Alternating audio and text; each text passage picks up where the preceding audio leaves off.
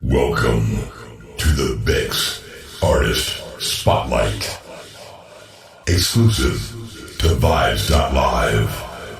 Trance Vibes on Vibes.live, coming to you live from our studios in Johannesburg, South Africa. And on this platform, what we try and strive to do is to bring some of the big names, the names that have spent years and decades in the music industry, and we put them on the same platform as those artists, producers, vocalists, and more that are really starting to make a name for themselves in the industry, and the ones that are just starting out.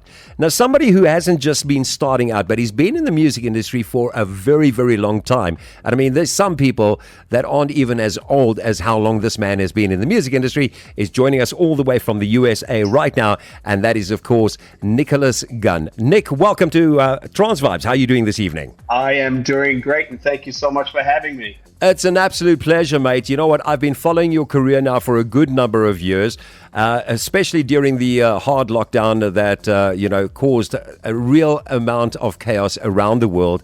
And subsequently, I then got to the point where I said, I need to reach out to you because we've got this feature. And I think your history in music is so rich and diverse that I think you could be a real inspiration to people that want to get out there. Now, speaking of getting out there, tell us about how you got into music right from the start. What got you into music and what were your influences back in the day? Oh, gosh, yeah. I mean, it's a long question because I guess ultimately we could talk about what instrument I started on and who basically said, okay, Nick, this is what we're going to do. We're going to do music. And that was my mom. I was living in England. My grandfather was a professional guitar player, and he played with the Felix Mendelssohn Orchestra, the Hawaiian Serenaders. And my mom thought, well, gosh, I would love one of our kids to stay in music. And I remember watching TV one night, and I saw this guy playing this golden flute, and his name was James Galway, one of the greatest flautists in the world. Yeah. And I just thought, it sounds insane. This is beautiful. And it just so happened my mom came to me the very next day, and I was 6. And she goes, Nick, if you were going to play an instrument, what would you play? I said, the flute. So not the guitar, not the piano, but the flute. So there it is. That's the beginning, And the flute is not one of the easiest instruments to play. I mean, you can have a chat to anybody that, even plays in an orchestra and so on. And I mean, then you mastered the flute and so on. And we fast forward a couple of years, you and your folks moved over to the USA. You got into school in the USA, but then you sort of diversified. You went more into drumming. Am I correct? Yeah, it's interesting. There was a lot of peer pressure involved in that decision too, because I was bullied ferociously for playing the flute. When I moved to America, I was this young kid with a British accent playing the flute, and I sort of had a bullseye on my forehead. So when I got into high school, I thought to myself, well, maybe I should learn how to play the drums because it's cooler, and the kids would like me more. So, which there is a lot of truth in that, I have to say. And so I picked up the kit, and I loved that too. So, and I ended up playing in a band called In Motion, IN, and then separate word Motion. I literally played every club on Sunset Boulevard before the age of 21. Wow. Manamong's, Gazzari's, the Troubadour. I played them all, the Whiskey. Before I even had an ID to drink, I was playing kit at all of these clubs.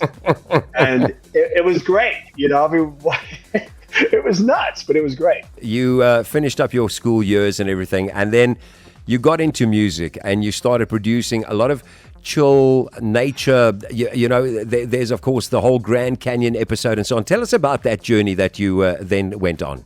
Yeah, so I started recording my music when I rubbed a few dollars together and I purchased some gear, my first open reel recorder, because, there was no digital back then. And I sort of said, well, what's a unique instrument that no one's really incorporated that I play well? Well, it's obviously the flute. And at the time, world music was big. And I thought to myself, well, what if I were to start stylizing my music and my sound around this world music movement? And I did. And there were a couple retail chains out there at the time called Natural Wonders and Nature Company, and they were selling just buttloads of records. They were just selling tons and tons of CDs. So I literally created a record here's the business side of me and then the artist side of me. Yeah. And I'm trying to balance, okay, if I'm going to do a record like this, where am I going to sell it? And of course, I did this record and I pitched it to the record labels that were selling to these retail chains. And I was constantly declined, like, every new artist is. Yeah. So I put on my thinking cap and I said, well, who's buying the records for these chains? And I actually went direct to the buyer. And they loved it. They picked it up. And the record label that had declined me for 7 times in a row gave me a deal. And then we literally went on to do nature music, which was sort of part of this whole world music vibe. And I commissioned a record with the Grand Canyon Association through this label. Okay. And we did a record. Yeah, we did a record called The Music of the Grand Canyon in 1995. And it went on to sell, gosh, I think it was about 1,300,000 CDs before 97. Wow. So it just became an enormous success. Just crazy. Yeah, you are. I'm talking to you now. People that don't know this part of you. By the way, you only bought your recording equipment because, you were on a little bit of hard times, and now I'm going to take you back for a moment. So you decided, somebody came up to you and said, hey, man, you got them looks. We need you to maybe think about getting into some modeling and acting. We're not going to talk about the acting. I think that's something that you might not want to get into. But tell us a little bit about the modeling, because it was the modeling and the paychecks and everything from the modeling that actually afforded you to buy the equipment that you recorded this and then started making a name for yourself. Yeah, it was bizarre. It's just not a path you would think you would take, but it just happened to be that way. I was 18. I bumped into this person in Hollywood that said, you should be modeling. And I said, modeling? I'm a musician. I'm like, why would I model? And, typical musician. I'm of a higher art. I don't need to be modeling or acting. I'm in the highest art of all. Total ego. And and so, but there was money there. I thought, well, maybe I should. And she was right. So I ended up getting a Bugle Boy modeling gig and doing a Ford Motor Car commercial. And I had a little stint on Freddie's Nightmares. It was very strange, but I made a tidy sum of money. And back then, recording equipment was expensive. You're dealing with open reel recorders and analog consoles. So I went out and bought some recording gear. And I literally quit the modeling and acting business the same year as I bought the gear, and I never looked back. So there it is. And you've combined, your love of music and business, because I can just sense from, having a chat with you and having a chat to you earlier on during, setting up the interview, that you've got very, very strong business acumen. And then, of course, you had the record label and so on, and things were going pretty well with the record label. And then something went wrong, okay? And it all came crashing down around you. What was that experience like for you? Brutal. I mean, it was the hardest time of my life by far, because not only did I lose the record label, I was divorced, and I'd lost everything I built to the bankruptcy courts. And it was a period of great loss in many ways. And I was also struggling with personal stuff as well. We all have our demons in life, and I was struggling with mine at the time as well. And so it all just kind of came to a head, and that was 2009, and the closure of the first label that I had started that did very well for almost a decade. So it was brutal. It was a very hard time. And then you took a step back and you went and licked your wounds, as you said, and you reinvented yourself for 5 years. And when you came back with a mission. Tell me about that mission, Nick. Yeah, well, it's a beautiful thing, because as you and I discussed earlier, when I was in world music, when I first started, I was on the dance floors at the clubs listening to this emerging electronic genre called trance. Talking like the late 90s and early 2000s. I was listening to Sonique's It Feels So Good, and Paulo Comfold's Southern Sun, and I was sitting in the middle of the dance floor. I was just going, wow, I want to do this. I want to do this kind of music. So when I lost my label in 2009 and I kind of took a departure, it gave me an opportunity to come back and really do something I wanted to do. And that was trance. And that was around, you're talking fast forward 5 years, 6 years later, we're looking at 2015, 2016. Yes. That's when I really jumped into the dance music industry and said, I'm going to do really what I want to do this time. And do also bridge it with my past. And do it with passion, because I mean, your passion has led you to work with some of the most amazing producers in the industry, producers that have been producing for trance for much longer than you, and yet you have built such strong bonds and relationships with them. I mean, we're looking at, in my opinion, one of the biggest tracks of the last couple of years with you and Dave Nevin, of course, Kazzy J on vocals, Love You More. That is still probably one of the most amazing tracks. What was it like recording that track and putting that track together, mate? Oh, gosh. I mean, Kazzy and I did about 6 or 7 tunes together, and she was an unknown from the island of Hawaii and a dear friend of mine for quite a few years, and my wife. And when it came time for me to really start developing top lines and lyrics, I wanted to feature a vocalist that had a beautiful voice, something that was different, that stood out, that wasn't your run-of-the-mill, and also somebody who was unknown. And so when I reached out to Kazzy, we did a number of tunes, including Armin and Van Buren's and Alien Feelers for All Time. That was one of the tunes that we did together. But Love You More was an extraordinarily special tune. And I remember when I was comping the vocal and finishing it up in the studio, I said to myself, this is a deeply profound track. Yes. Because it makes you reflect upon your own life experience. It has a way of somehow reaching out into your own heart and bringing value and meaning to your own circumstances.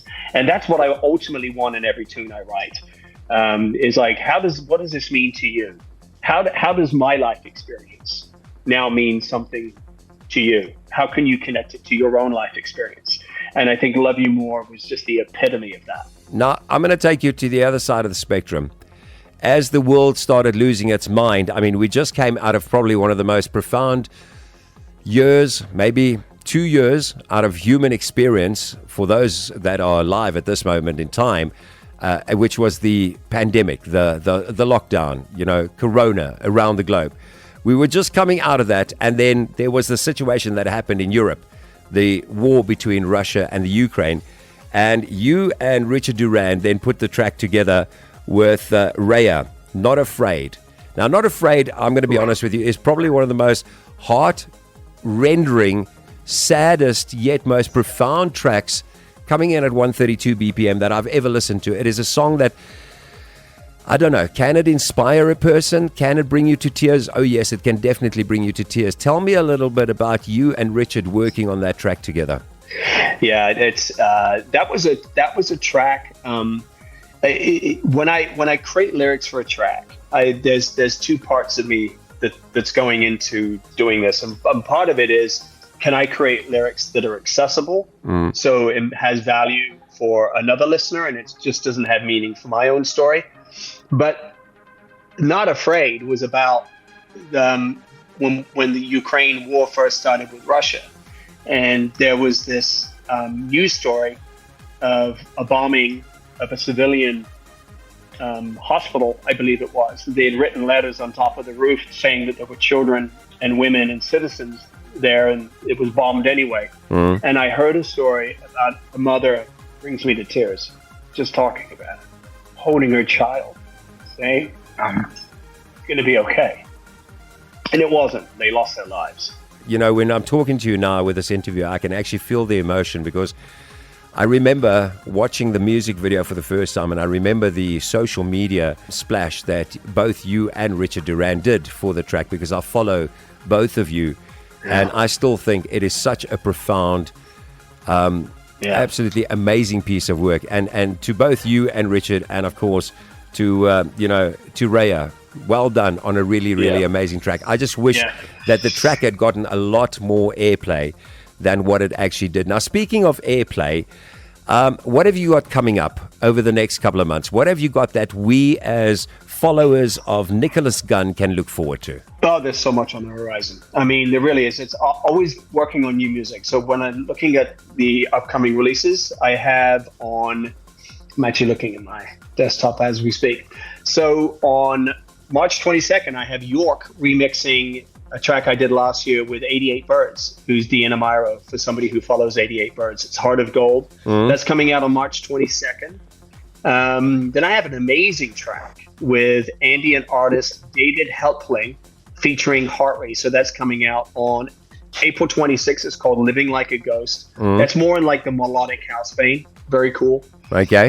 Then I go into 3 tracks in a row that is featuring some live performance stuff I did last year on a sound stage with Chris Fossick, flute and guitar. Very different, you know. I kind of cover the gambit. Yes. And then Craig Connolly and I are working on a collab, and I'm hoping to see that out in July or August. Yeah, we're not going to talk in too much detail about the track with Craig Connolly because we got something special coming up with that one. But man, I can't wait for what you have told me about. So we're going to keep it under wraps for that. But now I want to take you back just one step in this interview. You know, there has been a lot of challenges. Come on, mate. You've been in the industry for a long time. What has been the most difficult challenge that you have had to face, and how did you overcome it? Yeah, but it was the closure of my label. It was that devastating time because I worked so hard to grow the label. And, as you can tell by this interview, I'm an extraordinarily emotional person. I'm very attached to my emotions, and I'm not afraid to express them because it's a part of how I translate it into music. But the 2009 episode of closing my label, because I put so much work and time into growing that label, it was the collapse of record retail. It was a tumultuous time on a business level, but there was also a lot of personal stuff involved because it was a time of deep reflection. I think every bad episode in life also causes you to reflect personally and say, what can I do better personally? And how can I move forward in a much more productive way? And part of that was actually doing music that I really wanted to do.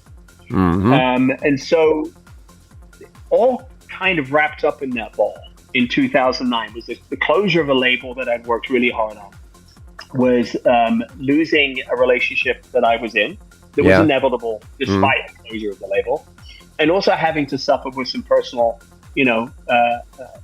items that were going on in my life. And it made me realize that I'm not really doing the music I want to do.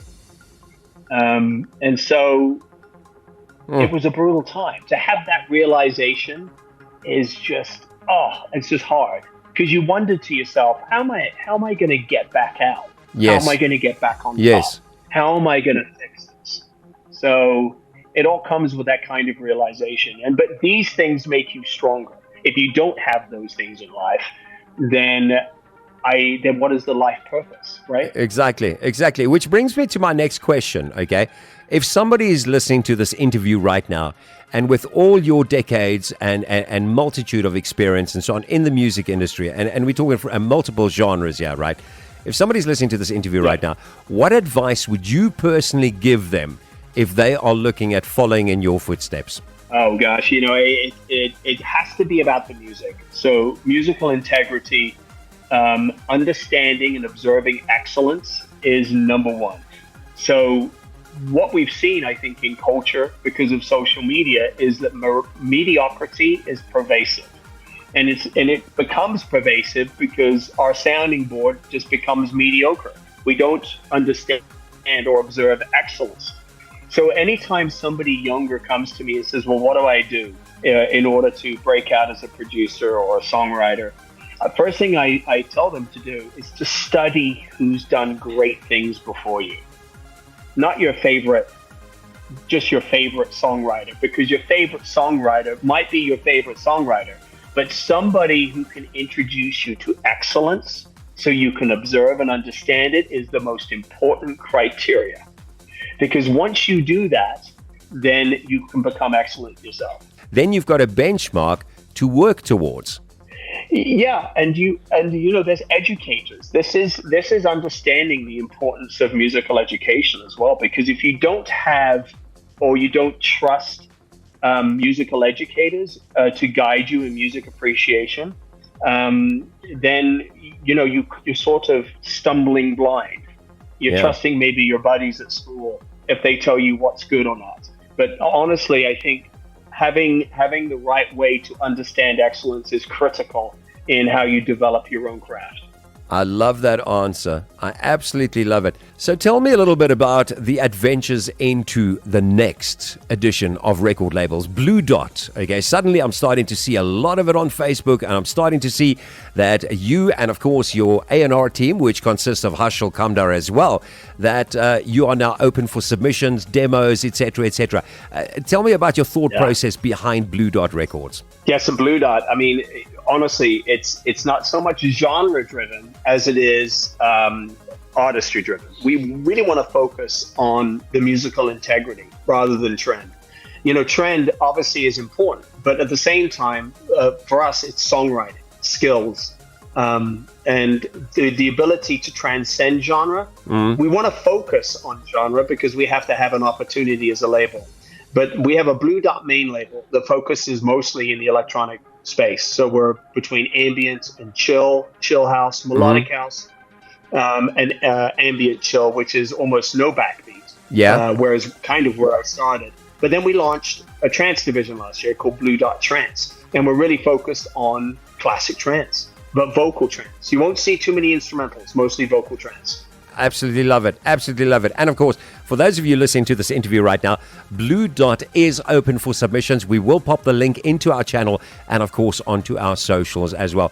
Nick, I look forward to chatting to you again in the future because, I mean, between us and for our listeners and viewers out there, you and I have probably spent a total of about 3.5 hours on the phone chatting about all sorts of weird and wonderful things. Yeah. And we definitely look forward to having a chat to you in the future right here on Vibes.live and Trance Vibes. Thank you so much for joining us tonight, and we wish you all of the best with Blue Dot and, of course, the projects coming up in the near future, and we will keep our fingers on the pulse with you at the helm of Blue Dot. I love it. Thank you so much for having me.